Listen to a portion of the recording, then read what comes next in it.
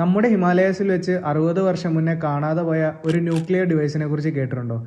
ഗംഗാനദി വരെ കണ്ടാമിനേറ്റഡ് ആക്കി വിടുന്നത് ഈ ന്യൂക്ലിയർ ഡിവൈസ് ആണെന്നാണ് ചിലർ പറയുന്നത്.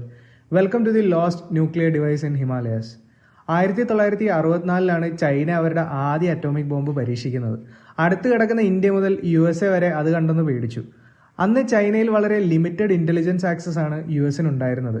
ചൈന എന്താണ് ചെയ്യുന്നതെന്ന് അറിയാൻ വേണ്ടി CIA വെച്ച് അങ്ങനെ US ഒരു പ്ലാൻ റെഡിയാക്കി.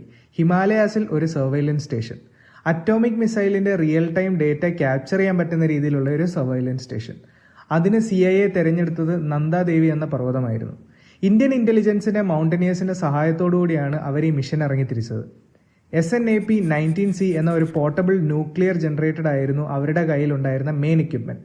അങ്ങനെ ഒക്ടോബർ 16, 1965 നന്ദാദേവിയുടെ പീക്കിലേക്ക് അവർ യാത്ര തിരിച്ചു. നന്ദാദേവി കയറുമ്പോഴാണ് അതിഭീകരമായ മഞ്ഞുവീഴ്ചയും കാറ്റും അല്ലെങ്കിൽ ഒരു ബ്ലിസാർഡ് ഉണ്ടാകുന്നത്. വിസിബിലിറ്റി ടോട്ടലായി നഷ്ടപ്പെടുകയും അവർക്ക് മുകളിലേക്ക് പോകാൻ പറ്റാതെയുമായി.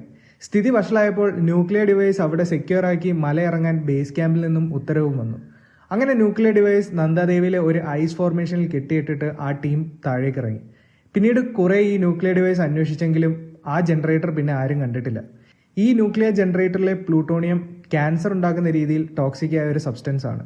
അല്ലെങ്കിൽ ആരെങ്കിലും ഇത് വെച്ചിട്ട് എന്തെങ്കിലും ന്യൂക്ലിയർ വെപ്പൺസ് വരെ ഉണ്ടാക്കിയേക്കാം.